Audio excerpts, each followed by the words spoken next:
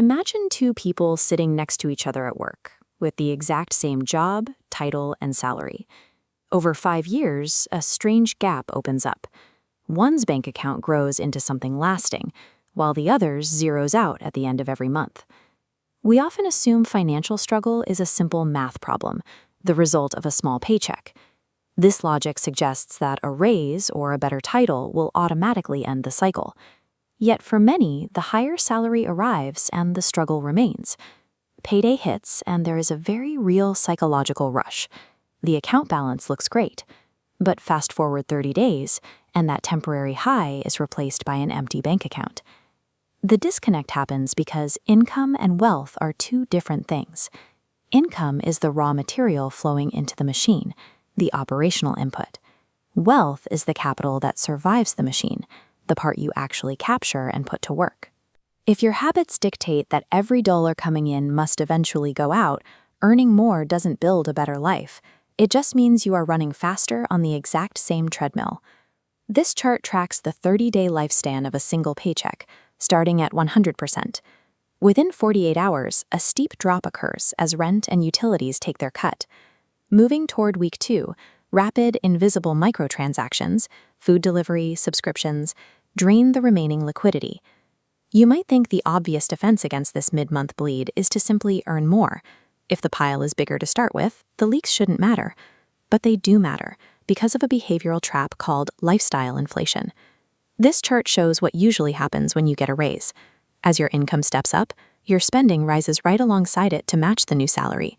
You lease a nicer car, upgrade your phone, and eat at slightly better restaurants. The net margin between what you make and what you keep stays exactly at 0.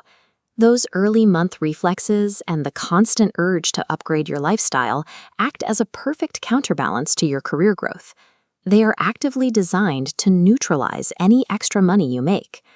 By the middle of the month, the cash is running dangerously low. But the psychological desire to consume doesn't drop off just because your bank account did. External pressures are still pushing you to spend. Every time you look at a screen, you are exposed to a highly curated lifestyle. You see the luxury vacations, the expensive clothes, and the branded gear. There is an immense, unspoken pressure to keep up with that image, prioritizing looking wealthy over actually being wealthy. To bridge the gap between an empty checking account and the lifestyle you want, you turn to the ultimate mid-month trap: credit cards and loans. They make it dangerously easy to buy things you can't actually afford. This chart shows how debt works in reverse. Today's purchase locks in a repeating monthly interest charge, automatically siphoning off future paychecks before you even earn them. You end up working next month just to pay off the decisions you made today.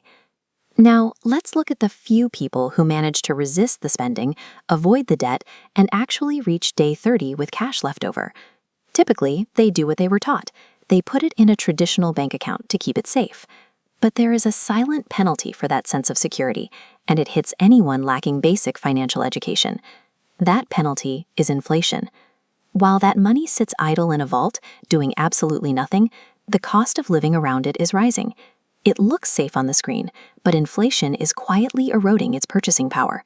The dollars stay the same, but what they can buy steadily shrinks over time. So by the time we hit day 30, the system has worked exactly as it was engineered to. Between servicing high-interest debt from past mistakes and losing your uninvested savings to inflation, failure is mathematically built in.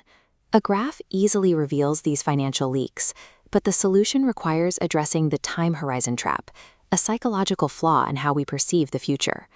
A broke mindset prioritizes the present self, spending today and hoping to save the leftovers tomorrow. A wealth mindset flips that equation.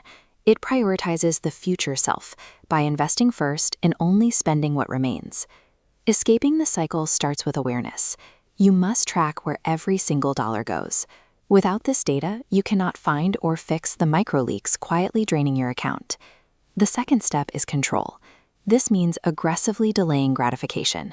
When your income goes up, you have to intentionally lock your expenses in place to halt the creep of lifestyle inflation. This chart shows the final step: growth. You cannot leave your cash setting idle. It has to be redirected from a static bank account into compounding assets, investments that grow faster than inflation can eat them. Staying broke is a repeatable behavioral pattern, rather than a permanent condition. It persists only until the cycle is broken by conscious action. The 30-day clock resets tomorrow, no matter what. You can let the machine keep running you, or you can take control, flip the gears, and break the pattern.